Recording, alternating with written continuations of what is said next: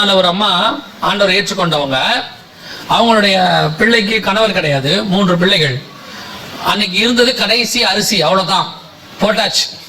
போட்டு செஞ்சாச்சு. நைட்டு படுக்கும்போது அந்த அம்மா சொல்றாங்க அழுதுட்டே, ஆண்டவரே நாளைக்கு என் பிள்ளைகளுக்கு கஞ்சி காய்ச்சறது கூட என்ன இல்லை, சாப்பாடு இல்லை, நீங்க தான் பார்த்துக்கொள்ளணும். காலையில் பிள்ளைங்க பசின்னு கேட்கும் போது நான் என்ன செய்வேன் ஆண்டவரேன்னு அழுதுகிட்டே தூங்கிட்டாங்க.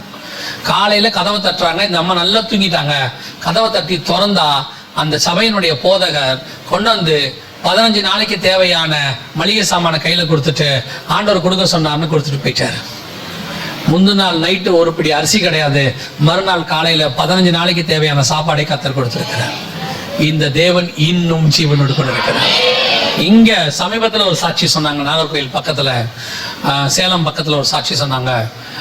திடீரென்று ஒருத்தர்கிட்ட ஆண்டவர் சொன்னாராம், நல்ல பணக்காரரு, அவர்கிட்ட சொன்னாராம், அந்த ஊழியக்காரருக்கு கொண்டு போய் ஒரு மாசத்துக்கு தேவையான மளிகை சாமான்லாம் வாங்கிட்டு ஒரு ஆஃபரிங்க கொண்டு போய் கொடுன்னு. இவரு வீடு, அவர் வீட்டுல இருந்து ஒரு 100 கிலோமீட்டர் தள்ளி. இப்போ இவர் சொன்னாரா, ஆண்டவரை காலையில போறேன்னு. ஆண்டவர் சொன்னாராம், ஏன் இப்ப ஏன் போக மாட்டார், நான் தான் கார் கொடுத்துருக்கிறேனே உனக்கு, கார் எடுத்துட்டு போன்னு. இவர் நைட்டு 2 மணியோ 3 மணியோ இவருக்கு கிளம்பி ரெடியாகி காலைல போய் சேரும் போது 6 மணி.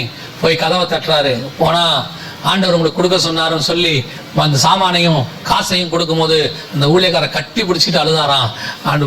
இனி நாங்க என்ன செய்யறதுனே தெரியல, நான் ஊழியத்துக்கு வந்துட்டோம், யாரையும் காசு கேட்டு எங்களுக்கு பழக்கம் இல்லை, ஆண்டவரே எங்களுக்கு நீங்க தான் போஷிக்கணும்னு நினைச்சோம், ஆனா கர்த்தர் 100 கிலோமீட்டர்ல இருந்து ஒரு ஆளை அனுப்புவார் நான் எதிர்பார்க்கவே இல்லைனாரா.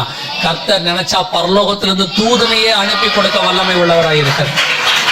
உங்களுக்கு எனக்கு இருக்க வேண்டியது விசுவாசம் மட்டும்தான். ஏன்னா நம்ம தேவன் மட்டும்தான் ஜீவனோடு கூட இருக்கிறார். அவர் உயிரோடு இருக்கிறதுனால நமக்கு நிச்சயம் செய்வார். நாம் அவருடைய பிள்ளைகளா இருக்கிறதுனால கண்டிப்பாய் செய்வார். பொல்லாதவர்களாகி நீங்கள் உங்கள் பிள்ளைகளுக்கு நல்ல ஈவுகளை செய்யும் போது பரலோகத்தில் இருக்கிற பிதா எனக்கு செய்வது அதிக நிச்சயம்.